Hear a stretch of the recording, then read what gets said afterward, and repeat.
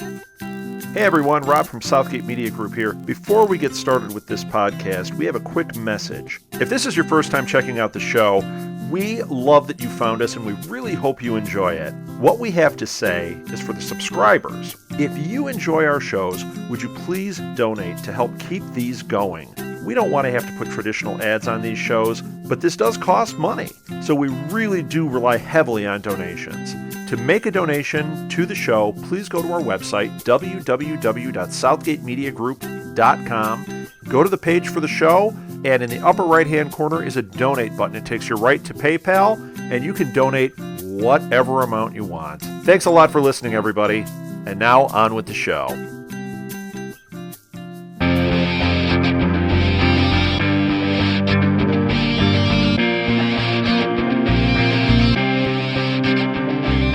And welcome to the Newcastle Crew, a podcast dedicated to the struggling NBC show Constantine. I am Lilith, and joining me once again are... I'm Carol Lee, also known as Boston Red Vines, and my husband... Rick, how's everyone doing? I'm here again. As Mr. Boston Red Vines. I was going to say, notice how he just left that out in the introduction. There's Carol Lee to the rest. Yeah, it'll never go away. It'll never go away. Up for discussion, episode 106, Rage of Caliban. It was written by Daniel Cerrone and directed by Neil Marshall. And actually, 106, really, it was 102. Well, there were so many callbacks to the pilot that it was just very obvious. Mm-hmm. Yeah, there was. Especially in the jail scene when he was lamenting the fact that, however long he had spent in the mental institution or the asylum, and then he became an amateur. And we were well beyond that in the last episode. Right, so. right. 6 months to break the great John Constantine. Like, that's brutal. I just hope it won't have the Firefly almost human effect. I definitely think that we're so far past that it doesn't even really matter. This is just another bump in the road, and they just have to pray. Like, I think that this was a really bad episode to launch our Save Constantine campaign on. Like, yikes! Yeah, that's kind of bad timing on that one, I have to agree, because, they had just built a little bit of momentum with the last couple episodes, and this one just kind of hit a little bit of a wall. And of course, again, it's out of sequence and everything else, and they had already shot it, so they were going to use it, and I understand where to plug it in, I guess was their concern. At one point they had to do it, so do it later or earlier, and I guess probably the earlier the better. I don't know. I think it would have fit in quite well for episode 2. Honestly, what I think they should have done, since it was a Halloween episode, is they should have put on 4, have Grimm have 2 episodes, and then that Halloween week or that it premiered, have a double episode of the pilot and then this episode. And I think that would have been had we not had this live situation. Good idea. Yeah, actually, that would have worked better. You got it out of the way up front, and it would have made more sense sequentially. And yeah. And then we wouldn't have to have that wacky excuse that Zed's at a week-long art class. Because she didn't seem like the art class kind of type thing. She wanted to get better with her sketches? I don't know. Yeah, really. Sketches of John. Yeah. Like, they are just so bad at excuses when people go missing. That's our running gag of the show, I guess. I think, though, for live tweeting this week, it's the best that they've ever been, because obviously they feel like they're in danger, and so they're trying to keep themselves on the radar. I really hate that it came to that for, the act. Like, Matt Ryan's been pretty decent about it, but everybody else involved really hasn't been that great, and it feels a little disingenuous, but, if you want to keep your job, you got to do what you got to do. The ratings were brutal this week, too. You want to guess what the ratings were? No, I don't. Was it consistent? It was a 0.9 in the demo, so we're down a little bit after that momentum growth of 2 weeks, the last 2 weeks. And we had 3,320,000 people watching. So, and plus you have to think that it was Black Friday. I'm like, really? They put a new episode on? Like, why? People are still up scanning the sites for deals and stuff. Like, what are you? But they got to get it out of the way, I guess. Yeah, that might have been their reasoning, really. Black Friday. No? No one's going to be watching. Maybe we can sneak this one by, and everyone. Little did they know. and then they'll pick up the narrative thread next week, and no. That's what they were counting on. But boy, I mean, the critics were rough on this episode. Yeah, well, probably rightly so. I don't know. Yeah, I definitely think rightly so. I did find the title to be very interesting. Rage of Caliban. Caliban is a reference to William Shakespeare's The Tempest. Right, The Tempest and Prospero, but I really didn't see the connection having... Well, subhuman. He was a subhuman son. Like, he got treated really bad, and, Marcello. Right, I guess... It was thin. Yeah, it was thin, because I was looking for, like, when I saw the title, I was completely intrigued, and I was waiting for something to unfold upon those lines, and I think that might have really tainted my view of the actual episode, because I was looking towards something that would actually be some type of concept towards the Tempest. Really wasn't, but I understand whatever connection there was, it was thin. But see, this is the thing about Constantine's titles. They've all been very flat, and then their theme threads and motifs are very paper thin. That's just a general rule of Constantine, unfortunately. Mm-hmm. But it's also, like, for me, I happen to know that Caliban is also a 5-piece metalcore band. And so I thought that they were going to do, because the show's based around a lot of music and stuff, So I thought maybe they were taking that, like, Rage Against the Machine and Rage Against Caliban. Like, that was what I took. All right, you see, now that's where I was... That's actually a better connection. They probably should have went that way. I like that one. I didn't know that one. I didn't know that Caliban was a band. Do you have a synopsis for us? I have a short one. Okay. Constantine is hesitant to perform an exorcism on a young boy who is possessed by an evil spirit due to the events of his past. But when things start to get out of hand, he is forced to convince the child's parents that all is not what it seems. Yeah. I like the cold open, it always just feels so supernatural to me. Like, I don't know, the show has a really hard time distinguishing itself stylistically, and it just comes off as generic. Yeah, yep. Yeah, you mean like every opening starts out with a bloody scene. Then they just kind of move from there. Although, I have to say that and for whatever reason, I liked when the camera was panning across the couch. I like the bloodstains on the couch. I don't know why, and I don't know what that says about me. It's also another thing that you can tell this is kind of shot earlier in the season, because we are very much focused on the gore aspect of a lot of things. Right. Mm-hmm. So yeah, I mean, I like that stuff, but I know a lot of people don't, especially since a lot of people are going to bed after this show goes. Well, that's true. So, I don't know, like, I was just like, it wasn't gory enough for me, but I will say that this episode had some genuine jump scares. Like, my heart was beating, because they got me good with a jump scare finally in Constantine. Twice in one episode. I was just like, really? Oh, you'll have to tell us. I do like the gore. I do want more of it. But, yeah, you'll have to tell us what scared you. Oh, I will. And it wasn't scary. It just caught me off guard, because I was watching, like, usually I watch on my laptop, but I was watching it in my living room with the surround sound that is built into the couch. And the show's sound mix just in general is very bassy. The undertones of it is very bassy, so you always have those slight vibrations and stuff. But were you watching it at night? Oh yeah. Okay, we watched it during the day. We watched it Saturday. I made all my friends watch it. We watched it Saturday night before we went out. I like the second quote unquote opening scene where we see Constantine sneaking out of a lady's bedroom window. Yes. Yeah, Shame. I'm telling you, I thought that was somewhat fortuitous. All of a sudden he wakes up with this woman, what was her name, Nora or Dora?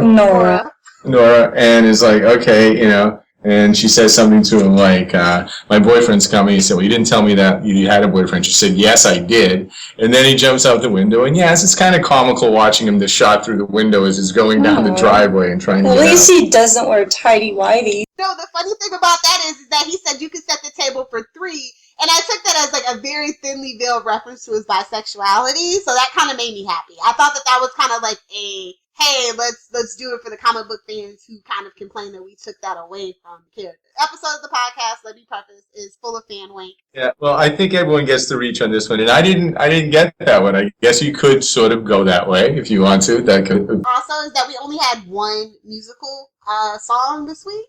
Ah. And it was by Tom Waits, like Sea of Love, and I just did not see that coming. It's where they're eating breakfast and then they're coming into Birmingham. Mm-hmm. Tom Waits. That's like a long. Yeah, that's an oldie, and it was really basic. And they played it out for a while. Usually they kind of just do snippets on Constantine. I mean, I can definitely tell now, like when looking back, like they were still definitely trying to find their footing. While I understood that the episode was taken out of order or presented out of order, sometimes I kind of forgot that was the case. But when you look at things like that, that's absolutely true. Because they were kind of still looking for their feet in their ground. Their footing. Yeah, and I kind of noticed that because Constantine has sported a black eye in the comic books quite often, and he had his when he was in jail, and he had the purple dye. I was kind of looking at that, going, yeah, that seems a little bit right. They were kind of going for that. Yup. So really, the episode gets started basically when Constantine gets back from his little tryst with his attached lady friend, and Chaz is making breakfast, and they make the excuse about Zed, and we see the map, and there's a wet spot, and basically Chaz is like, hey buddy, quit stuffing your face and let's get to work. And I was like, no, Zed, it's gonna be all John and Chaz. Woo!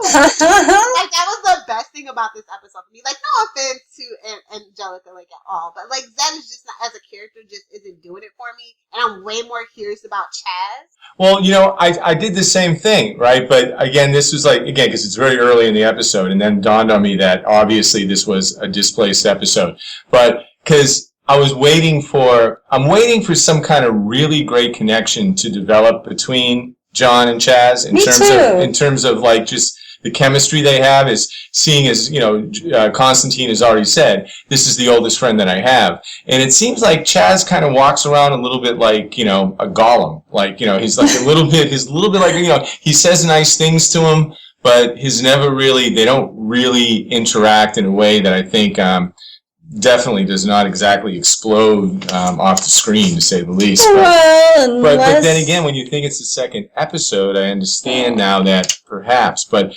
that's what I was thinking too, though. I was thinking that, wow, maybe this one's going to be, since Zed's gone, and it's going to be Chaz, that we're going to learn a lot about Chaz. And basically what we get is just the sword of the... you took that from me. I was going to say, unless he picked up the sword of night. I jumped ahead. That's the only... thing we learned about his wife left him. Well, yeah, I was gonna say I always kind of thought that Chaz, like, it's weird because they don't necessarily have that relationship that they had in the comic books, because Chaz's wife just hates John Constantine. They have this daughter together and this granddaughter, and she just can't understand why she's so obsessed with basically the cult leader that Constantine is. Like, I go back to that as a comic book fan a lot. He does have a very charismatic personality that you can almost liken to a cult leader, and we've seen it in the series already. So they're married in the comic book series. Yeah. Okay. Yeah. She does eventually leave him, though, right? Oh. Yes. Yeah. And we have seen that, though, John is cult leader. Even when Gary Lester comes and says, "Well, it's Constantine. How could you not go with him?" You know what I mean? So yeah, we do see that. And Chaz says to him, "No, I'm not." He tells Chaz to go home, and Chaz says, "No, I'm not going home. Yeah, we're gonna hang out." It's weird. Like, so that's how I've taken Chaz in this series, is like this kind of quiet groupie that's just like a hanger-on almost, and that's kind of a shame for me. Yeah, he should be more assertive and more distinctive in the talents that he has, or his contributions. Maybe he's just shy. It's just be. They've got to get a move on these characters. I mean, we only have 7 episodes left. I agree. They really have to get a move on. And I have that in my notes, definitely. I said just more character development. Yeah. Definitely. So we go to Birmingham. We have a case, and, John breaks into the house, and I'm just like, really? You don't have police tape and a lockpick? Oh, John. Just right? Really, breaking a window was just so, like, brutish. Like, it's just not the finesse, the level of finesse I'm used to. And like, I'm just getting used to the TV series Constantine. Okay. Yeah, he would normally kind of, that door finagle his way in or something. Yeah. The door would not have presented a major problem for him, I'm sure. Got it. But, that's true. He does go around. Although I did kind of like the line that's, well, I'll get back to that one later because we'll go to it. But I like the line when he's walking around the corner and he says, if I get in trouble, I'll give you a little whistle that chokes into silence. I love that line. That line killed me. And so Manny shows his devious little face. Again. Mm-hmm. See, and like this is what everybody had been complaining about. Like, oh, we don't know about Manny. Why does he seem like such a jerk? You know, he never tells Constantine anything useful, and now we know why. Now we know why. That's true. That's true. Because he's actually not allowed to give him any concrete evidence, but he can give him guidance or concrete, guidance because we have free will. Which is weird. I guess it has to do with the fall of man, and since Satan was an angel and he kind of persuaded Eve, maybe that's what they're kind of alluding to. Because Constantine does, well, Hellblazer, not necessarily the New 52 version of Constantine, but Hellblazer does really dive into a lot of the mythology of devils and demons and how they work and all that stuff. So I kind of found that interesting from like a biblical and a comic book kind of standpoint. Oh, okay. Yeah, I think that was probably the best part of moving the plot forward, when it's hard to move the plot forward when you take episode number 2 and insert it as episode number 6. But other than that, I mean, that did sort of move things a little bit forward for us and explain a few things. It definitely explained a lot with the free will, and we're not talking about Russia's free will. I had to get my rock band in there. Now, you see, again, that's a shameless plug. It's okay. It's fine. That's what we're here for. You already did Rage with the Machine. Oh, that's true. You don't know any of this. That's right. So, I got my Russian. I should have seen that coming. You know what I did like, though, with when John's at the house, and he... what exactly does he do? He performs a spell in Mayan. Right. He recites, Mayan, thank you. And I really like that little image of the smoke that you look through. I thought that was kind of cool. I like that Manny was impressed by it. He seemed genuinely impressed by that. Yeah. He goes, he did. He goes, Mayan, okay. That's not dead at all. Right? Latin, sure, but Mayan, that's wow. Hey, yeah. Mm-hmm. How do you even know you're pronouncing it right if it's that dead of a language, honestly? Well, you see, that's its advantage. I just mean from a spellcasting standpoint. I know. It's yeah. You get that all the time in Sleepy Hollow, really. As many spells that they do. Like, really? Do they really know what they're doing? Dabblers, the lot of them. Yeah, right. All you have to do is just sound like it's convincing and consistent. Very true. Mm-hmm. So, yeah, he gets frustrated by Manny. And, like, this is the thing about Manny, though. Like, he basically told John Constantine, like, what's up, right? And, like, it's Constantine! You know it goes in one ear and out the other. Like, poor Manny. Like, he's gonna have a hard time with this. Because John is just a hardhead. Like, we get to it, and it kind of comes to that. Like, basically, Manny yells at him later on in the episode, like, are you deaf? So, I don't know how this is going to work out with Manny not being able to be very, like, concrete. He has to work in the abstract and in the ether. I don't know how this is going to go. Just a hint. Well, I think that, I like the idea that he can't actually, take any, immediate action, definitive action, but he can sort of persuade and guide, and then it's up to Constantine to figure out all those minor, little hints and this and that's going on. And although he does call Constantine a desperation move. Yeah. which is that would be the bottom of my he would be at the bottom of my list too. Yeah, absolutely. It is. And we never know when he's gonna show up, so that's cool too. We got full posterior wing action too. I didn't I was just like, okay, that's cool. I think that's the first time we've seen all his full wings, right? I think so. And then it was just the opposite. I don't even know how many scenes later where he was in just jeans and a button down. When he was in the jail? I The jail think scene? so. I believe so. Yeah, because he inhabited the guy who was Okay. the drunk. I like when he does that. That's my favorite thing that Manny does. Yeah, I like that too. When he just shows up out of someone, when someone else and they cut. And like, at first you're thrown for a loop, and like when it happened in the pilot when he's talking to the guard at Ivy College, like what? Oh. Okay. Yeah, it's great. Yeah. And then he continues to talk to the person, and then he turns around, and Manny's not there anymore. I hate when he does that. Such a petulant child, that concept. But what happens after he leaves the house? Isn't he back? Isn't he in the bar with suddenly the paralegal shows up? Yes. And do we know her? Because he's billed as Constantine's friend. The lady who he has the tryst with gets a name, but the paralegal gets Constantine's friend. I just love how after credits work sometimes. It's messed up. Yeah, because she had. Well, okay. Somebody had a better agent. Let's just put it that way. And then here. Exactly. Yeah. And there you go. I didn't even think of that. That's a good. I could do another shameless plug later. Okay. Here's the one that the line that was like, I don't know why. I guess I'm not obsessed, but was just thinking about it. She says that the first incident that was the same type of thing where two parents die, single child, the child wasn't hurt, and everything. They had the whole was very much the same. Was 35 years ago, and then 16 years later, another incident occurred, and then she threw some more photographs and said 18 years ago. So I'm assuming that's just the order that they were in. So the first one occurred 35 years ago, and then Constantine, when he goes to visit Marcello, he says that, well, how do you figure a 10-year-old boy is going to overpower two grown adults? So if the 10-year-old boy would overpower two adults and the first incident occurred 35 years ago and it's Marcello's spirit, that would make Marcello 45. And then the incidents occurred 18 years, and then 2 years between 18 and 16, and then after 16 years, 3 in the last month. Oh, don't get me into numerology. I was just looking at that, because 3 in the last month obviously does, and again, it's all attributed to the rising darkness because all these peripheral demons and phantoms are more empowered by virtue of what's rising.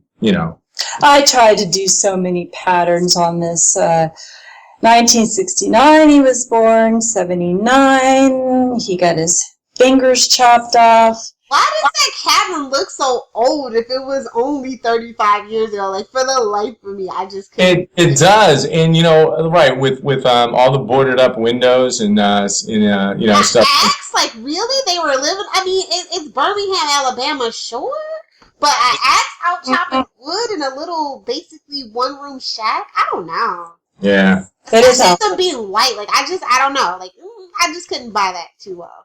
I mean, wouldn't they have, someone had bought the land and chopped that thing down by now? Well, there are 2 murders, so... Well, people like things like that. Really? I'll tell you the first house I ever bought in L.A. because it was a good deal. Yeah, somebody, it was 4 people, died there or whatever, in 2 years. I was just like, I need a cheap place to stay. I don't care. Wow. I'd be too scared. No, I couldn't do it. Oh, no, yeah. No, there's no way we could do it. No. It was L.A. It was a 2-bedroom, 2.5 bath with a fenced-in yard. You don't understand. Oh, no, I do. I'm all for it. I just know that I couldn't do it with Caroline. There's no chance. But it just felt weird. That was the set choices were a little bit odd for me. Even the opening house, I was just like, okay. Yeah. Well, again, I think that was probably against the second episode, but I'm getting that's why I was enjoying as it was progressing. I love the New Orleans streets. I love the darker side. I mean, essentially, it seems to me, and I know not always, because obviously there's the Swamp Thing connection in the comic books and everything, which is hardly urban, but for the most part, Constantine seems like a very urban character. And they say, okay, here you are, you're in Atlanta or you're in Birmingham, but he always shows up in these places that just seem I don't know, these just nice little tract neighborhoods or something. And, I don't know. He's a soccer exorcist. Yeah, he's a soccer exorcist. There you go. I think we just coined a new term. I think we did, yeah. Yeah, but see, that's the thing that I thought that, like, okay, if it's going to get the comparisons to Supernatural, at least be an urban show, because Supernatural takes, place along the rural side of things. So, okay, let's stand out that. Let's be an urban demon hunter show. You know what I'm saying? Yeah. So, like, we had, like, Chicago, we got Atlanta, but, like, Atlanta, like, the Millhouse is out in the boondocks. True. Yeah, it is. Very true. So, I don't know, like, I have conflicting feelings about that, but I don't know, like, Chaz is just so useless in this episode. Like, he has, like, what, 5 scenes? Yeah, and that was disappointing for both us, right? You too, Carly, Except right? the last one I liked. Oh, I know. She's got... Sorry. Yeah. I don't, like, what was the point of even having Chaz along? He didn't even bail him out of jail. No, and he's supposed to. Don't they have money for that? Well, soon they have a bail fund. Yeah, a bail fund. Yeah, right, because they have in the other episodes. Right. And not only that, they're doing quite well because he does his little smoke stuff and basically says okay, and then he sends Chaz off to the racetrack and they make bets and that's right. And Chaz makes money. That's yes. why he's always working in cash. Yeah. Gotcha. I don't know. What happens after that? After we... I think then we go to the mental hospital, right, where he actually encounters Marcella. Oh, yeah. And that orderly was just so loose with the lips. I'm like, patient privilege? Like, what?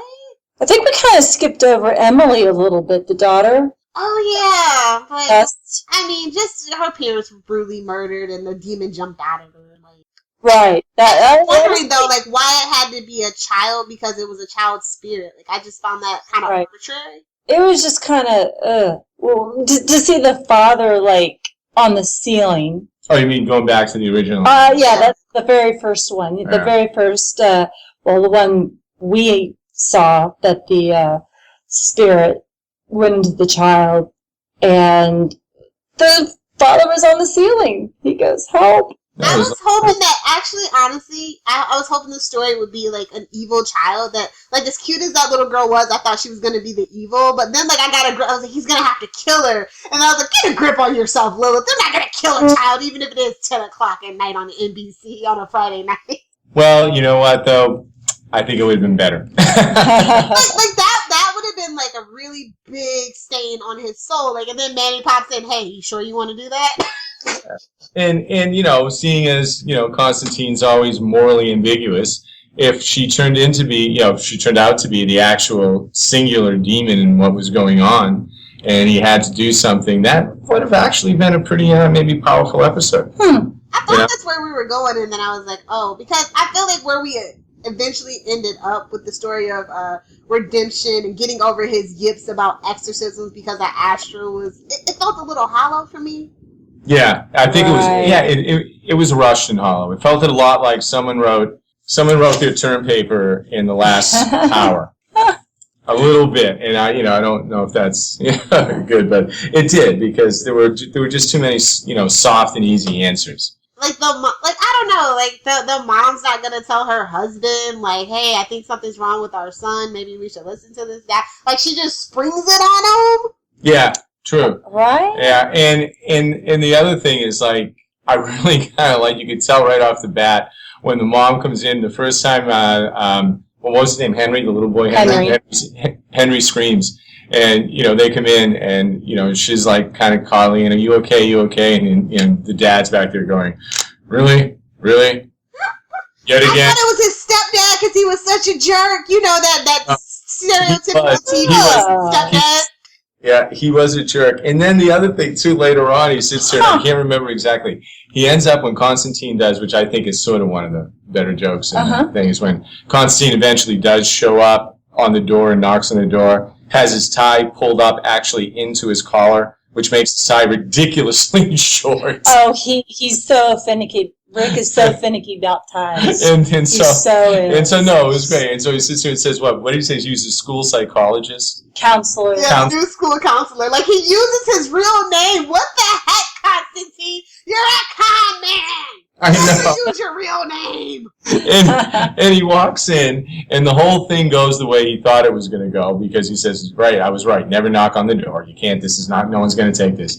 And then before he leaves, after he puts his card down, the husband basically lays him out. He punches him out. And then later, there's a point where you can hear the husband in the background talking to his son saying, well, never express your emotions through violence. And the little kid's just sitting there watching his dad punch someone out, right, and kick the crap out of someone. So it was, the dad was not, obviously. And it seemed like Mom made all the money. She was the doctor. I know. And what did he even do? He seemed like he was a bum. Like, honestly. I don't think they even told us what he did. I don't think they told us, and I really, before you guys said it, I didn't even realize it could have been his stepfather. It wasn't. It turned out to be his dad, but the way he was acting, like, so douchey, like, he could be a tough kid if you let him. Like, I just didn't like it. I was just like, this guy is way too much. Like, he was, like, hyper masculine, and it just, like, felt like he was projecting all of his, like, hopes and dreams onto this poor little sensitive child, and it was just, like, you're trying to tug at my heartstrings, but you just don't know how flat this is falling. Like, the little kid, when he was, like, this little sniveling little snot bag, I was just like, I hope you get possessed and dragged to hell. No. But I liked the kid when he was possessed more than I did when he wasn't. Like, I'm just saying. Yeah. No. His mom, Claire, was really she was the comforting, oh, my poor baby boy, and Daryl is his dad, and he's like, you gotta be a man, and you have to, but don't resort to violence. Only because his mom was around. Like, you know how TV dads are when mom isn't around. Now, don't tell your mother I said this, but next time you see him, lay him out. Oh, but let's backtrack a little bit, like, because, like, nothing really important really happens until this moment. Like, John Constantine, they find the house with the frankincense and stuff. Yes. Well, I guess we'll backtrack to that scene that you want to talk about with the Sword of Night. Like, they're looking, like, Constantine's looking for this particular artifact, and, Chaz is, like, bumbling around, being the set of the episode, basically. And he picks up the sword, and he's like, hey, what does this do? And Constantine blows him off, and he just lays into him. I think he might have wanted him to say something. No, I like when Constantine said afterward, is there anything you want to talk about? It's like, okay. Like, no. Because he puts his sword down. We don't stop our emotions. You didn't listen to me when I told you. Because it's all about you. It's always about you. Right. My ex-wife, she left me, and you never listen. And then he tells him it's oh gosh, I'm going to call it the truth sword, but I know Sword of Night. And as soon as he started talking about, oh, never mind, I'm going to put it down. I don't want to say anymore. Never mind. Okay.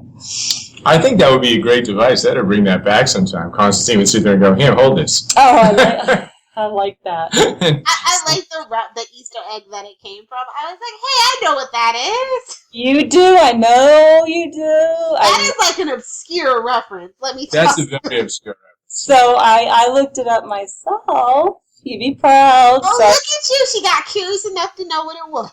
Yes. See, that's why Constantine is good for the obscure side of DC. We have to save this show, guys. If only the fact that they really do plan on bringing in Zatanna and maybe even Dr. Fate and definitely Swamp Thing. Yeah. So, I mean, like, if you guys want to see that, you gotta fight for this show. Yeah. Well, Carolee's slowly falling down the comic book rabbit hole. I am. She's going, there are so many different cross references, and yes, there are. So it's the Sword of Night. Night with a K. Oh my gosh. That's Constantine, but the Sword of Night is from Nightmaster, and that's his weapon. Like, wow, that's really cool. Look, that they made that. We're doing our job, Rick. We're turning there. I'm telling you, you should see it now. You should know. I know the powers, the ability to warn him of danger, make somebody speak the truth, and the longer he maintains control of the sword, he will not age. Yep, very good. Look at that. See, did I get an A on that? You got an A. Give her a gold sticker, Rick. She would like it. Oh, and then you'll love the little side note because of all the other references I've made on our podcast. It's actually the phallus version of Wonder Woman's lasso of truth. There you go. Oh, okay. No, it's very true, actually. Well, she didn't share that with me just now, okay? She sprung it on him. Yeah, that was a surprise one. All right. I wasn't going there, but that don't work. This is crazy, though. They're just walking through the street looking like a cancer from the Catholic Church swinging the dang thing. I know. That killed me. And I thought that it was another interesting biblical reference to frankincense, that it flees in the presence of evil or whatever. Yes. I thought, because, it's one of the gifts that they give. I was like, are they testing him, seeing if he's a demon baby? Or? Yeah. So is that, yes, because Chaz goes, we have to go this way. And he goes, no, we have to go the opposite, because the frankincense does not want to go to the place of evil. Yeah. Yeah, please. He's like, let's just knock on the door. Constantine's like, really? If you want to knock on the door, tell them their son's possessed? Yeah, go ahead, sure. Be my guest. Do it alone, though. So they're stalking this poor kid, and Constantine tracks. Well, the kid the next morning, right? He before that he set his dad up with the light bulbs or something, right? Which came that is my favorite scene, because the dad is a bit of a jerk, and really? So he comes out there, and you see all the light bulbs behind him, obviously, and then he steps back on him, and oh man, when he's pulling that stuff from his feet. Had a similar experience, unfortunately, but I mean, it is relatively painful, as we all would imagine. But I just really love when Henry looks at him afterwards and says, "Hey, Dad, be careful." He's like, "Did you do this?" "No, I just came out here, Dad." He's got the flashlight. He's being so condescending. That's when I was like, "Yeah, this kid's got chops now. Now that he's got the chops." So he was scared at first, and then they comforted him, and, there's nothing in the closet, you'll be fine. But if you're a kid and you're scared of monsters, why do you sleep with your window open? Really? Can I address something really quick though? Like, can I just say that I knew it was actually Marcello, from the moment that he possessed the kid, because of the picture they showed. And then when the kid shows up in the window to possess Henry, I was just like, that kind of looks like the guy. Yeah.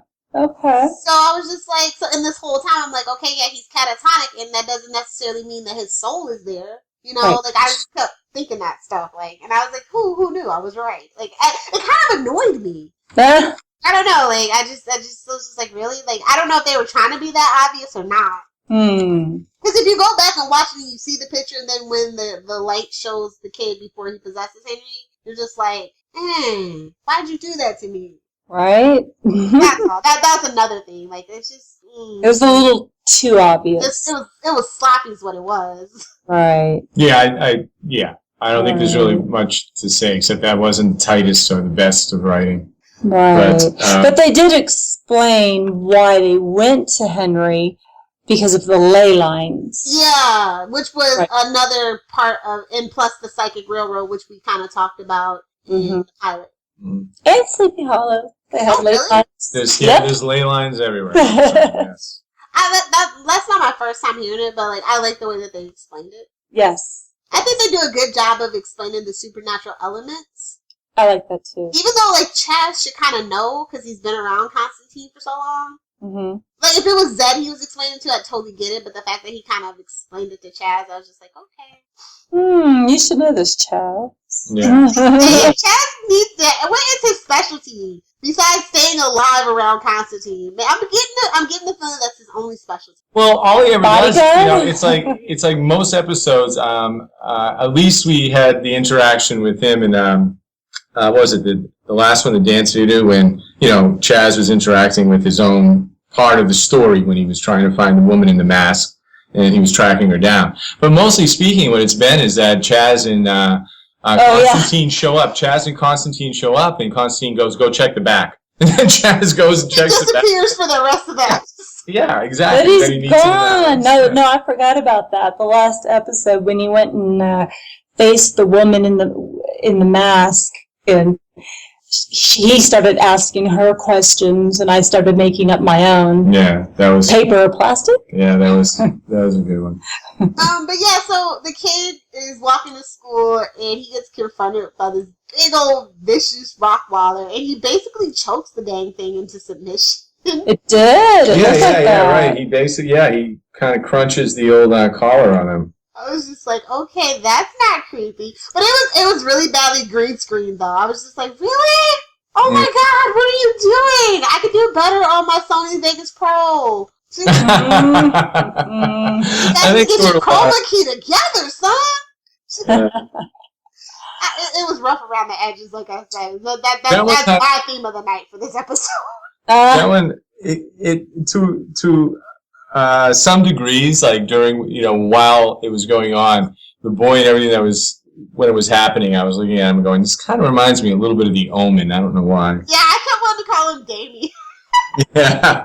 I did, especially that scene. And then, so he gets to school, Constantine's staking him out, so they've got recess. Like, oh, there's a school actually that still has recess. I'm so happy to know. Oh. Yeah. Pretty mean recess, though. Yeah. So he's like trying to tell the teacher, and the teacher's like, what do you got under that trench coat? Constantine's like, me! I know. That was so dumb. That He's was so like, turn around. Look at the fight behind. I didn't know exactly. I'm sorry. I wasn't sure if that made it better or worse. You were a teacher. Come on, Rick. Seriously?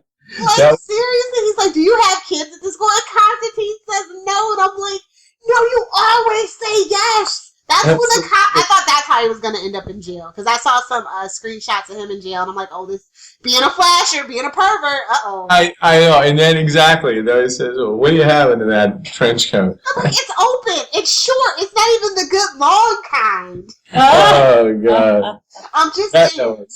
That was kind of funny. And then we go back, and of course, the little boy gets his head crunch. But when just to glaze over that, his head crunch. But no, he makes the merry-go-round spin. Like, how can he be held responsible? Like, he got pushed into it, and the only reason, and then the little boy sits on it after.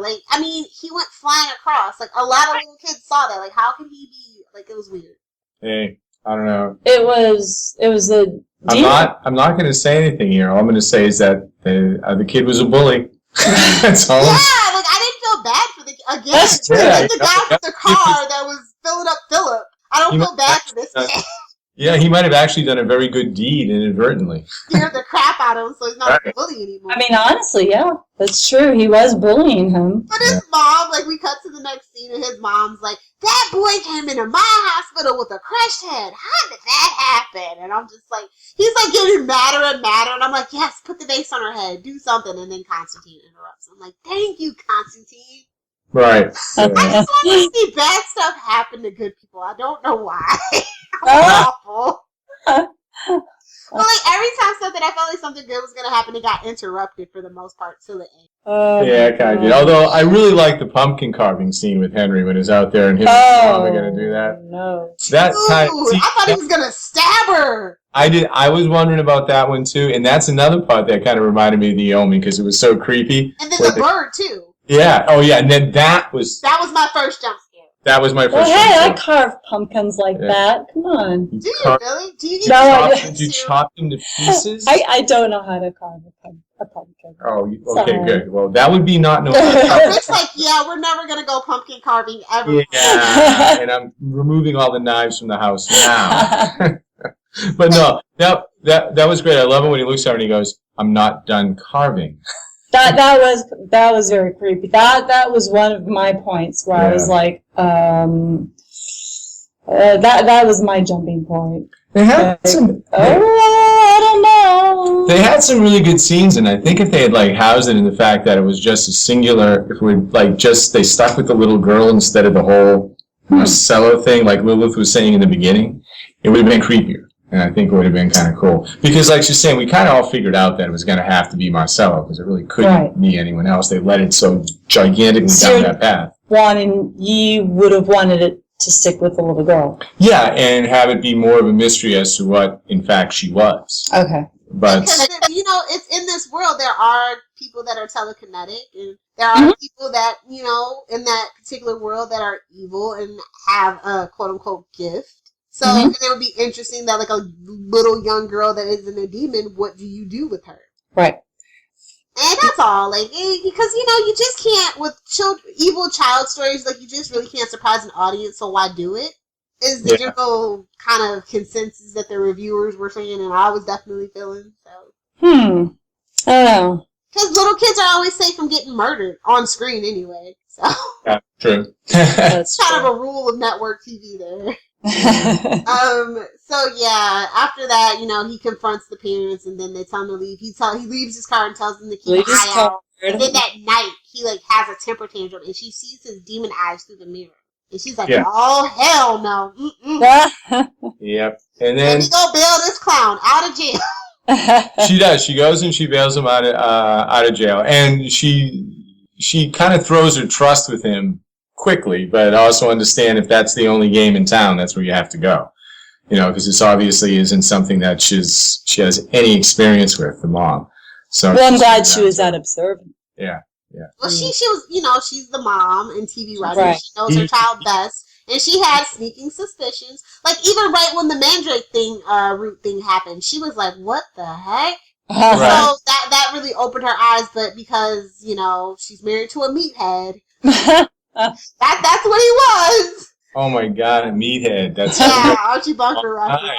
Yeah, it is a Bunker reference. That's great. That's great. No, and Constantine even says to her, he says, you know your child best. And he looks directly at her, Right. right before he gets punched out, essentially. Exactly. So he goes to jail. And Manny makes his wonderful. And here comes Manny. And you see, you always... down Angel Lane. Oh, sorry. Wait, what are we getting? Because it's almost Christmas. No, you always talk about you always talk about extra roles, Carolee, right? Yes. So the guy who was in the jail with I could have done that. Well, no, I'm saying that would have been perfect. That would have been sort of character type for me. It would have been wonderful. Oh, yeah. I could easily have done that. But no, I mean, I'm kind of curious. I love it when he throws up at the end after Manny leaves him, and that would be a featured extra. Constantine's going, oh, great. I think he would have been paid more. Well, It doesn't depend on the lines. I forget how that works. Yeah, How many lines you get. If you're named. Well, does throwing up count as a line? Well, it depends what they say. I don't know. But I like it though, because Constantine's like, you didn't happen to sneak a bottle in past these guys, did Yeah, you? right. I'm like, Constantine, you Mhm. are what, baby? No, he was so pathetic. Oh, He was really pathetic in that jail scene. A little bit, almost too much. Really, I thought he was being more funny.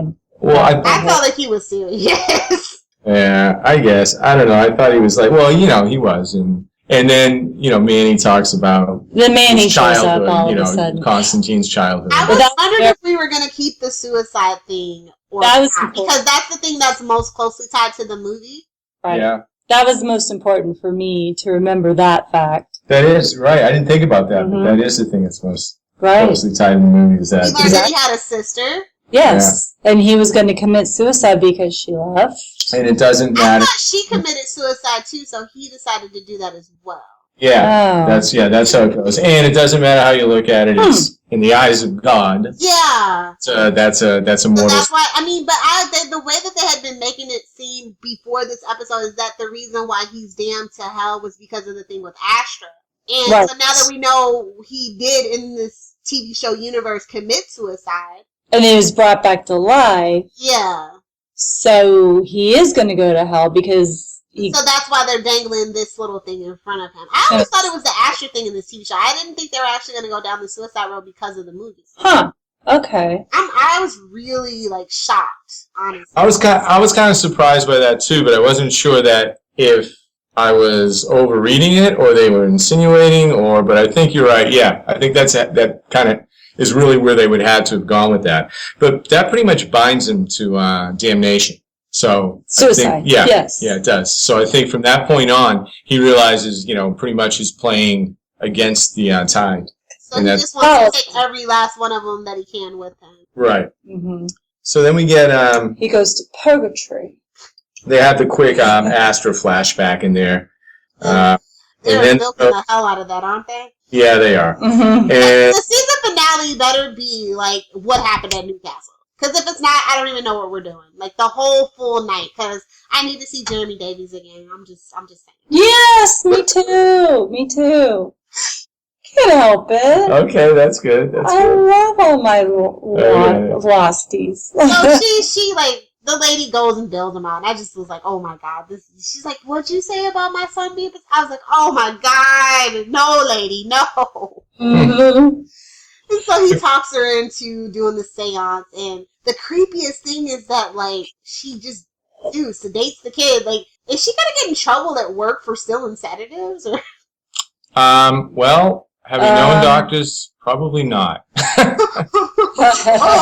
We won't name names on this podcast. We'll edit this one out. But, I mean, this probably not. I mean, something like something. a sedative. Yeah. I wouldn't think. I thought it was going to be some weird demon, like anti-demon juice, and it was just a sedative. Yeah, well, actually, I was thinking that it was something that Constantine was going to provide her with. And, but yeah, you're right. It was she just basically knocked him out.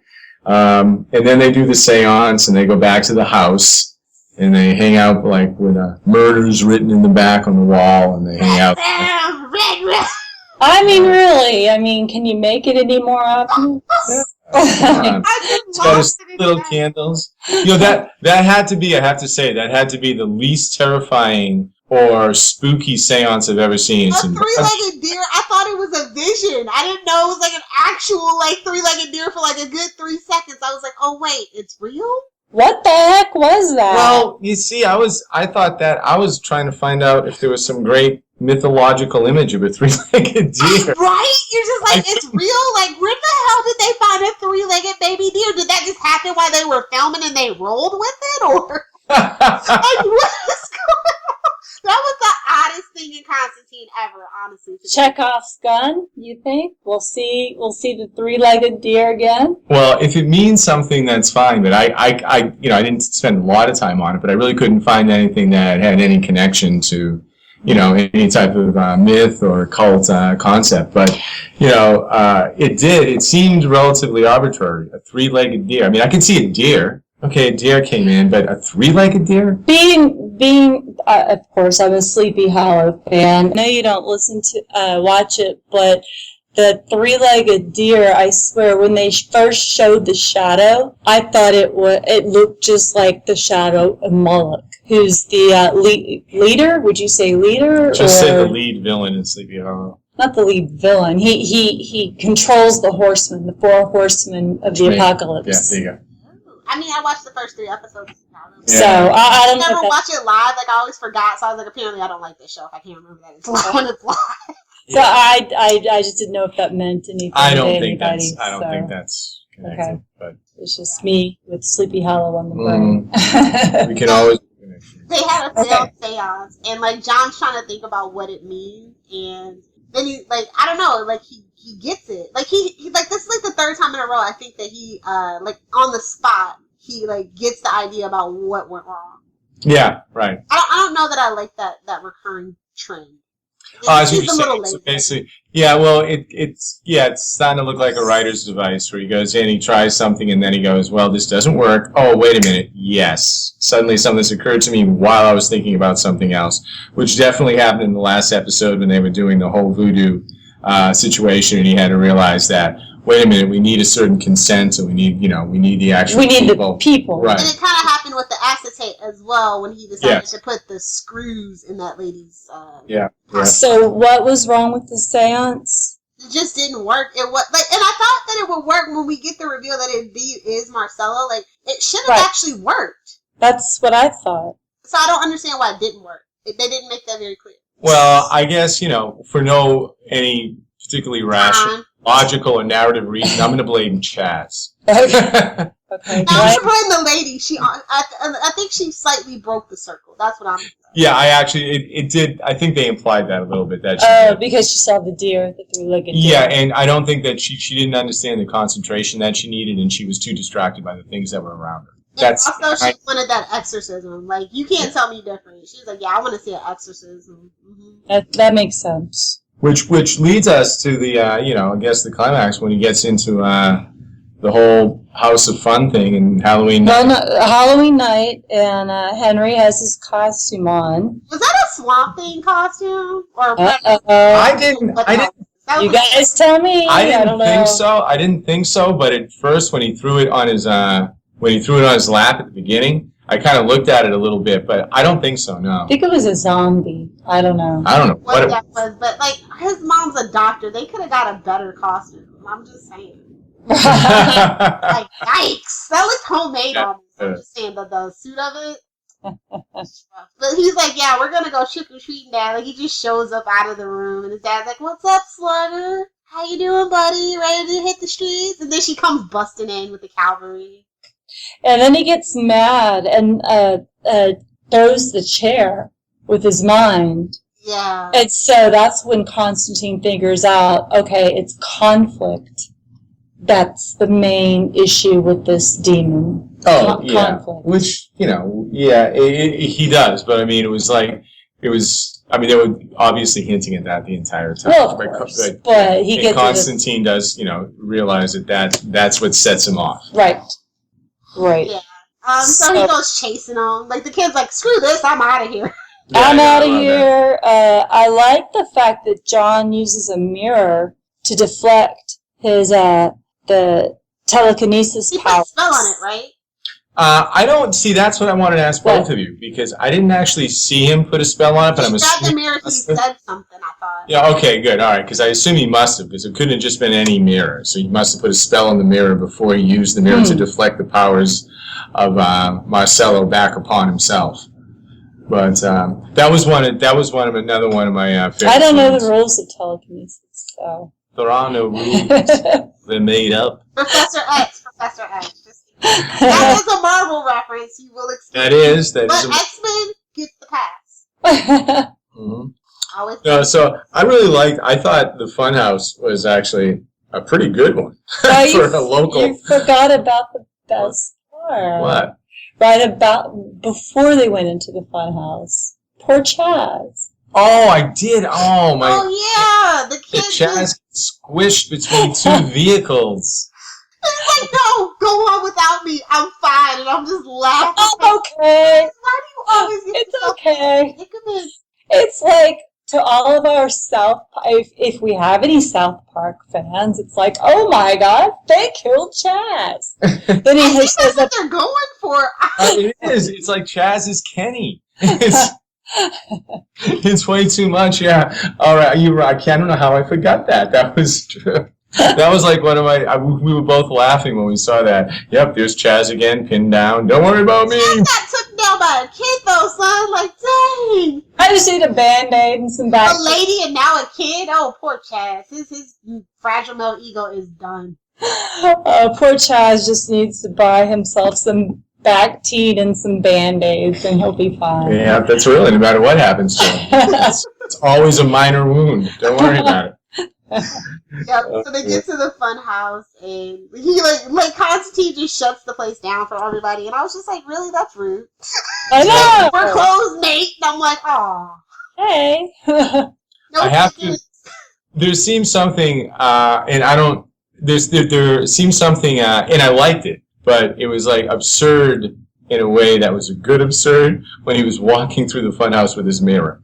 I don't know why that cracked me up. I mean, not cracked me up as in like it was like, but it was just, it seemed like the juxtaposition was strange. I'm going, here he is, and he's holding it up like going, and all these things are coming out, and it was just, I thought that was actually kind of, no pun intended, fun. So he eventually encounters him. Yeah, and then he like basically the whole costume that he has, that Marcello has, collapses. Of the boy that Henry, that is occupying, and then he drifts away, and then that the part of the funhouse, the little Jack in the Box, the dummy comes out, and then it breaks his mirror. Oh. Okay. And that's what breaks his mirror, which is kind of funny too, because he figures out it is Marcello. And he goes, okay, well, we obviously have to get his spirit out of these children. Let's put the spirit back into Marcello. And because he is in a high facility mental institution, they could deal with it. If you've ever passed the buck, that's a great move. That's classic Constantine as far as I'm concerned. You know what? They got him now. Done. I'm out of here. Yeah, we had the monologue back. I like that. He's just sitting on the car and he lights up a cigarette. The cigarette watch. And they had the pickup and not the cab. I know. I was like, why would that? I think that was stick out more than the cab. I'm just like, okay, I don't even know what we're doing anymore. Not really quite sure what their mode of transportation. They have magic. Can't you just teleport at this point? Like, what do we? I mean, if you have all these magical powers, what's even the point if you're not teleporting? Or maybe that's a useless expenditure of energy. Let's talk about Easter eggs. Carol, you actually got the jump on us. I did! Yeah, One of them. One of my favorite Easter eggs, actually. I did, yay. Renee Chandler's bio. She's like, I don't know, she's like the white Amanda Waller, honestly. You know, pre-New 52, where she's kind of fat, and she's a misandrist, and she's cruel, but for some reason, she just really loves Chaz, and she loves her kid, like, but she hates John Constantine. Like, I just always loved their, the banter that they had in the comic books between Renee and Chaz.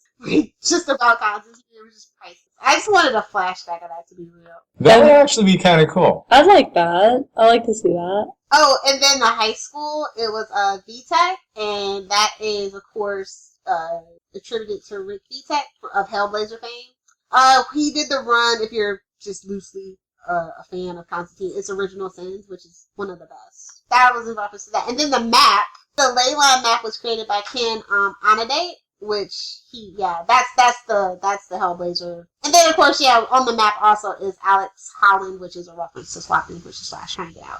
Oh, there's one more though that I thought is really cool that I didn't know if it was intentional or not, is when he's in the fun house. Oh, not the fun house, but like the little scary place chasing Henry, and we see all the skulls. Now that is something right out of the comic books, actually. It's artwork. It's some of the most famous artwork, actually, by Sean Phillips. That was actually in the last week's TV guide, I thought. Yeah, that one I recognize. But we also had a trick-or-treater dressed up as Robin, and I thought I saw one of the trick-or-treaters dressed up as either Zantana or Zed. I didn't really decide. Couldn't decide which one. I didn't even actually think about looking at the trick-or-treaters. I should have. Oh, and if you want to follow somebody really awesome on Twitter that is really good with the references, I would recommend Dave Blast. It's at Black Hawk Design. He catches them all. He usually tweets them, like, really proficiently. So let's get to episode awards. Okay, so the grade. A begrudging C-. Wow! Carol Lee. Gave it a C- as well. Guys, this is unanimous. Usually I'm the overly critical one. I don't know if I'm rubbing off on you guys. I think what happened is that this was like, we were looking at it in context of the way Carol Lee was looking at it, basically as just a show, and she wasn't looking at the comic book mythology, and she thought that the last, and I agreed with her, trying to put it in an objective viewpoint that way, that the last two episodes actually kind of took off. Right. And this was a kind of a odd and awkward step backward. That's what I thought. Yeah. Exactly. Yeah. That's and then that's when you said, I think it's out of order, and sure enough, I did a Wikipedia check, and that's what they said. Made complete sense. Yeah. Yeah. So, I mean, again, this might not have been a C- if it had been the second episode. I think the it pilot did really well, and then for them to be the follow-up, not so much. It just wouldn't work anywhere. They should have. Yeah, that's true too. I mean, I really don't know what the Manny thing in somewhere else. That's the best thing that came out of this episode. Yeah, I think so too. Yeah. That is. No, you're correct on that. That's I agree. Sure. Yeah, because we were both saying the same thing. The only thing that really came out of that character interaction, or anything else, was just pretty much Manny in jail, and in the backstory, Manny saying, "This is how I can help you, and how I can't help you, and you have to listen to me carefully," and then bringing up the concept of what happened with Constantine's past, right. And the suicide and everything else. Right. That was the best part. But you're right. They could have put that in another show. I hope this isn't unanimous too, but I have a feeling you might. Okay. Well, I have two. The first one I have is John running down the street. It is not tidy whities. I like that. But my favorite, especially favorite, is John sniffing and licking the wall of the first house. What? Are you out of your mind? I thought it was hilarious. I gotta tell you something. I don't think Nora would have been with me if she had seen that. I'm just saying. I'm trying to say that is that's just not a good thing. My scene of the night, I just really like the funhouse scene. For some reason, it really amused me that when he was walking through there with his mirror. I just really like that. And I know that's the climax and everything else, but it just really did. I just like that. I thought that was like the best scene of the night by far, and it moved the whole series along, basically. It did. And I do think I had that somewhere else. Line of the Night. But Brutal dialogue is mine isn't really a line of the night. The dialogue usually isn't that great in Constantine. My line of the night really wasn't a line of the night. It was my line of the night. Oh my God! You killed Chaz. Chaz is gone again. I know. Back team. I think I already said mine earlier, which was if I get in trouble, it'll be a little whistle that chokes into silence. Yes. I don't know. I think it's I don't know. I'll go with the trench coat line. He's like, "What do you got under that trench coat?" Me. Yeah. That's a good one too. That might be a scene, a scene too, because that was kind of funny. It's like, could you make it any worse? Rick, go ahead. Well, I guess the character of the night was, for me, just Henry, the little boy. I thought he actually did a really good job when he was really scared, right? When we first see him. And then when he gets inhabited by Marcello, the confidence and like the evil glare in his eye, I thought the complete opposition was pretty good. I thought he was a very good little actor. I agree. So that was my character. I agree. That was my pick for sure. What about you? Okay. I actually had a villain of the week. Did we talk about the villain of the week? No, yeah, we'll get there. Yeah. Okay. Do you want me to wait? Okay. I agree with both of you guys with the character, definitely. Do you want to talk about that, Caroline? Well, obviously, at first, I would think everybody would think it had been Marcello, but I'm thinking it was his dad who did that to him in the first place. Yeah, that was bananas. Who chopped off his fingers. Really, and well, that's a question, so I'll wait for that. But no, that's I just thought if it wasn't for his father doing that, he wouldn't have been catatonic, and his spirit wouldn't have left his body. And right. A lot of innocent lives. I actually didn't think about it that way. But so you're saying essentially that his dad was the impetus to move all this along, and if his dad hadn't been the evil person he was, Marcello would not have been anything either. Well, not bad. That's pretty good. I went with the obvious in Marcello, but seeing, I mean, I can see that. That makes sense. Yeah, that it actually kind of makes a deeper sense. Best action. Thank you. I have when John uses the mirror to bounce back Henry's telekinetic blasts right back at him. I liked that. Yeah. And we spoke of that earlier. Yeah, we did. And I'm sorry, but I'm back. I'm back in the fun house again. I just really enjoyed You're always in the fun house. I just really enjoyed the fun house. It was too much fun. It was just like half adventure, and let's get this, this scene that's supposed to be tension, and half a little bit tongue-in-cheek because he is carrying around a mirror in a funhouse. And he does have to, obviously, he has to finish the exorcism that he doesn't want to do. Right. So I think that, I thought that pretty much did it for me there. My biggest jump scare of the night was when they were clearing the murder house. And, first, it's like those crows come jumping out of everywhere. Then Chaz pops up in front of Constantine. The crows totally got me. My heart was racing. Okay, that was one of yours. Got it. Yeah. You guys okay if I go first? Yeah. Yeah, best character interaction, me, and this is what you were referring to earlier with, is Minnie and John in the jail. I agree. You're right. That was like sort of the central point. If we can take anything from this particular episode at all, to carry it over into other episodes, I think that's the central point. I have to agree completely. Mm. Yeah, we needed that. At least I needed that. Yeah. Not being, not knowing anything about the past. All right. Well, anybody have a surprise of the night? I don't think any spectacular narrative surprise, but I tell you what, the one point that actually got me, and you were speaking of this earlier, was when he made the crow fly into the window. For my biggest shock, I like when the father was looking for Henry and he was under the table, and he looked under the table. He was trying to turn on the lights, and he looked under the table and he couldn't find his son, and then the lights came on and he shocked, and then he backed up and all the light bulbs were behind him, and he just crunched all over the light bulbs.